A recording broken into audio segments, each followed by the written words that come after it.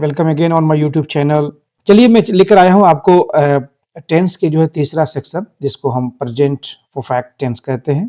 ये present perfect tense जिसको हम वर्तमान पूर्ण काल कहते हैं। इससे पहले हम लोगों ने कंटिन्यूअस पढ़ा जिसको अपूर्ण कहते हैं, उसको इसलिए उसको हम इम्परफेक्ट भी कहते हैं।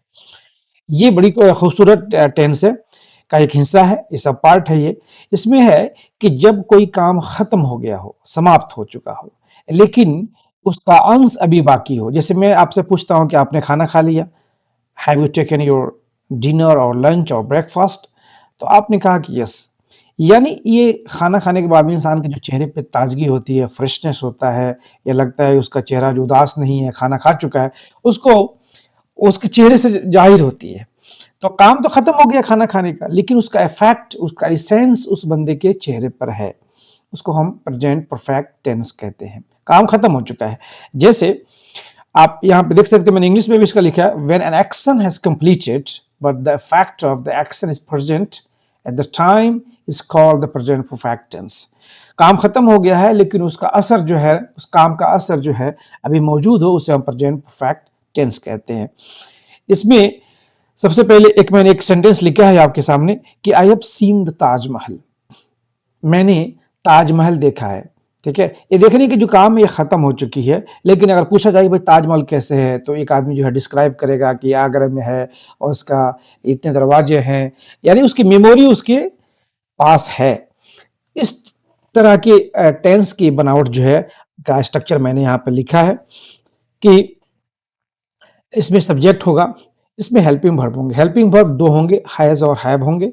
इसमें वर्ब का तीसरा फॉर्म लगेगा और ऑब्जेक्ट होगा, और लास्ट में सेंटेंस को कंप्लीट करने के लिए फुल स्टॉप का इस्तेमाल किया जाएगा। आई के साथ, वी के साथ, दे के साथ और एंड यू के साथ हमेशा हैव का यूज किया जाएगा। और सी, ही, इट या किसी भी नाम के साथ, कोई नेम हो, ठीक है, किसी आदमी का नाम हो, किसी प्लेस का नाम हो, जैसे दिल्ली हो गया, ठीक है, उसके बाद से पटना हो गया, इसके साथ हम हैज का यूज करेंगे। ठीक है, उसके बाद से वी का तीसरा फॉर्म लग जाएगा। जैसे एक और मैंने सेंटेंस लिखा है कि I have written a letter to my father। मैंने अपने पिताजी को, या अपने पिताजी को, अपने अब्बा को, पापा को एक पत्र लिखा है। ठीक है, तो इसके एक छोटा सा मैं एग्जाम्पल और दे देता हूँ बनावट के। इसके लास्ट में खा, खे, खी, खा है, खी है, दा है, दी है, लिया है, दिया है, इस तरह का चुका है, चुकी है रहे, तो समझिएगा कि प्रेजेंट परफेक्ट का टेंस है। अब यहाँ पे ये आई के साथ वी, दे और यू के साथ हैव लगेगा। सी, ही, इट या किसी नाम या किसी व्यक्ति का नाम, किसी वस्तु का नाम, किसी स्थान का नाम, किसी जगह के नाम के साथ जो है ना हैज का इस्तेमाल किया जाता है। एंड जितने भी प्लूरल नाउन होंगे, जैसे आप देख सकते हैं कि they have seen him in the park. वे लोगों ने उन्हें पार्क में देखा है। वे लोगों ने उन्हें पार्क में देखा है। अब एक और सेंटेंस लिख सकते हैं, the teachers have taught all the lessons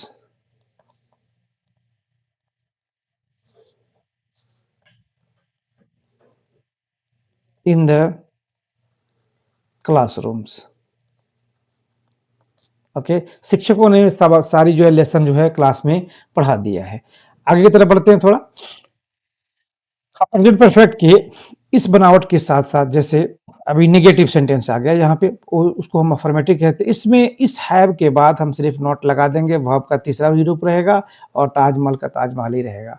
बाकी आपका सिर्फ यहाँ पे हैव के, और ये हेल्पिंग वर्ब है और ये मेन वर्ब है, ये इसको बोलते हैं हेल्पिंग वर्ब और इसको बोलते हैं मेन वर्ब। इस मेन वर्ब के बीच में ही नॉट आएगा, ध्यान रखिएगा, ये बहुत इंपॉर्टेंट है। तीसरा नंबर जो है प्रेजेंट परफेक्ट टेंस का, इसमें ये इंट्रोगेटिव है। इंट्रोगेटिव है क्यों? कि इसकी पहचान है कि इसके लास्ट में क्वेश्चन मार्क्स है, ठीक है। तो इसके हेल्पिंग वर्ब को सब्जेक्ट के अनुसार बाहर निकाल दिया जाएगा। यू जो है इसका सब्जेक्ट है, इसके हिसाब से हैव को निकाला गया। जैसे मैंने पहले बताया था कि यू के साथ, आई के साथ, दे के साथ, इनके साथ जो है ना हैव का इस्तेमाल किया जाता है। लेकिन ये ख्याल रहे कि have you not seen the Taj Mahal, ये इस वर्ब के पहले नॉट रहेगा और यू के बाद में रहेगा, ठीक है। ये क्या है? इंट्रोगेटिव प्लस निगेटिव है ये, ठीक है। ये इंट्रोगेटिव प्लस निगेटिव है। यहाँ पे ये आपका इंट्रोगेटिव है, इसमें ये दोनों 3 हो गए, 3 हो गए, जबकि ये होगा 4, ठीक है। तो यहाँ पे लिख सकते हैं हम, ये कंप्लीटली इंट्रोगेटिव है, इसको ये है इंटेरोगेटिव, इंट्रोगेटिव प्लस निगेटिव, इसमें दोनों है, क्योंकि इसमें नॉट लगा है तो निगेटिव हो गया और वर्ब पहले आ गया है तो इंट्रोगेटिव हो गया। इसमें वर्ब वर्ब पहले आया हुआ है पहले आया, उसके बाद सब्जेक्ट है, उसके बाद से ये मेन वर्ब है, उसके बाद से ताजमहल है, द जो है आर्टिकल है, और ताजमहल जो है ना एक मॉन्यूमेंट है इंडिया के अंदर जो बहुत फेमस है। इसमें जो है ना हैव को हमने पहले निकाल दिया, उसके बाद में सब्जेक्ट रखा है, फिर सीन रखा है। अब इस स्ट्रक्चर को देख लें आप, इस हैव को हमने पहले निकाल दिया, अब क्या डालना है? अब सब्जेक्ट डालना है, सब्जेक्ट डाल दिया, उसके बाद में फिर क्या लिखना है? वर्ब लिखना है, फिर हमने वर्ब लिख दिया। कौन सा वर्ब होगा? तो V3 होगा, तो सी का SOW सॉ, एंड उसके बाद सीन, ठीक है, यानी ये V3 हो गया। उसके बाद से ऑब्जेक्ट डालना है, तो ऑब्जेक्ट क्या है? ताजमहल है। सेंटेंस हमारा कंप्लीट हो गया। और लास्ट में क्या लिखना है हमें? Interrogation marks. ये जो मार्क्स भूलिएगा नहीं तो नंबर आपका कट जाएगा सेंटेंस बनाते समय। इंट्रोगेशन मार्क्स बिल्कुल नहीं लिखना है आपको। तो इसमें सबसे इंपॉर्टेंट है कि वर्ब का 3 फॉर्म का यूज करना। तो मैं आपको एडवाइस करता हूं कि आप प्लीज किसी बुक से आप जो है ना वर्ब के फॉर्म्स को याद करें। इसके बिना आप प्रेजेंट परफेक्ट के टेंस को पूरी तरह से नहीं बना पाएंगे।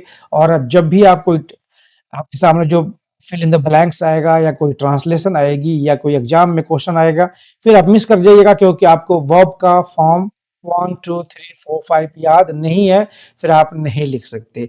जैसे TEACH, अब ये टीच जो है पढ़ाना, वी क्या है? वी फर्स्ट है।